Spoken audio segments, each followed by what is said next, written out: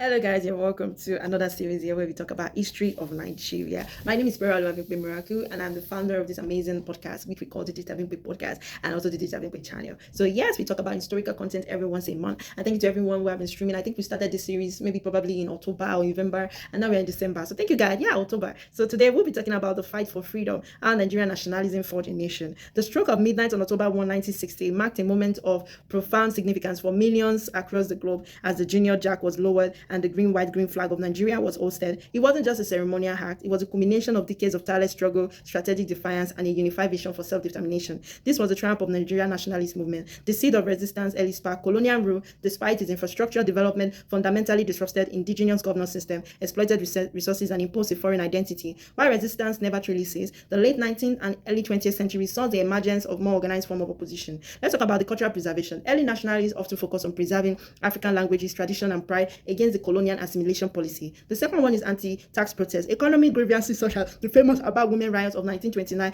demonstrated powerful grassroots resistance to oppressive colonization taxation. Pan-Africanism influences from global Pan-African movements advocating for the unity and self-determination of all African people. It also fueled the nationalist fire. Now let's talk about the rise of organized nationalism, political parties, and powerful voices. In the mid-20th century, it witnessed a more structured and fervent push for independence. A new generation of educated Nigerians, many trained abroad, returned with a fierce determination to reclaim their nation's destiny. They formed the powerful political parties that transcended regional divides, initially to articulate a unified demand for freedom. Number one is Nnamdi Azikiwe, which is known as the Zik of Africa, a towering figure in West African Pilot newspaper who became a powerful voice for nationalist aspiration. He co-founded the National Council of Nigeria and the Cameroons, NCNC, advocating for a united, independent Nigeria. Obafemi Awolowo, a brilliant political strategy from the Western region. He founded the Action Group, AG, championing federalism and regional autonomy within a free Nigeria. Ahmadu Bello, the Saduna of Sokoto, leader of the Northern People Congress, NPC, focused on protecting the Northern interests while eventually aligning with the broader independence movement. These leaders, despite their differing regional priorities and visions for post-colonial Nigeria, shared the common unshakable goal of ending British rule. The road to independence, protests, reforms, and perseverance. The path was not without challenges. There were periods of intense political jostling, constitutional conferences with the British, and movements of civil disobedience, constitutional reforms. The British, facing increasing pressure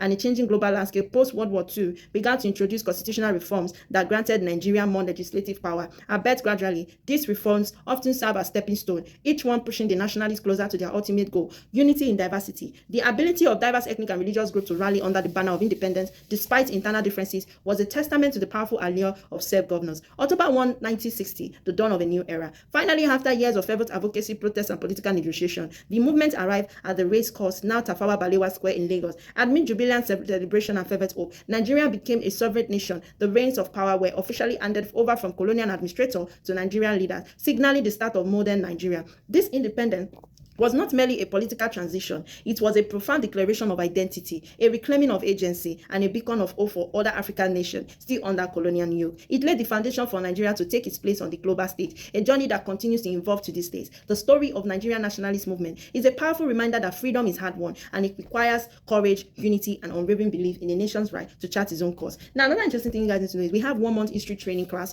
which is for 1 month. If you want to learn more about history, you can contact us on +234 814 748 0036. And if you like our historical content, just support us with a token on Stephanie. The link will be on the bio as well on the video. So let's do a summary.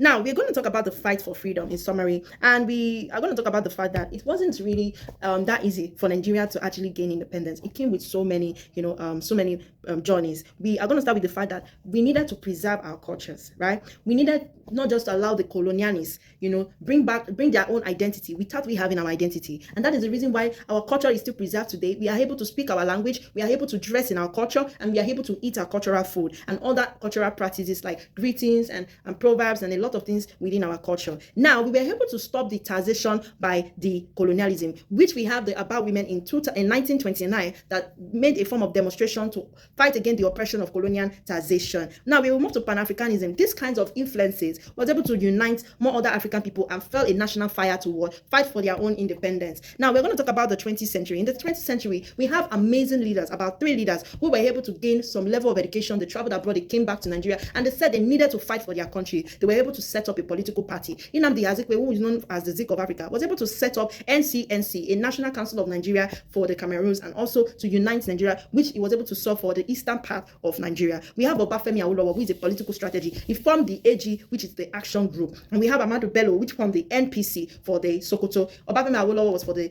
western part of Nigeria. Now, these leaders were people who were unshakable, and they made sure they ended the British rule that happened in Nigeria before the 1960 of the independence movement. Now, let's move to the constitutional reform.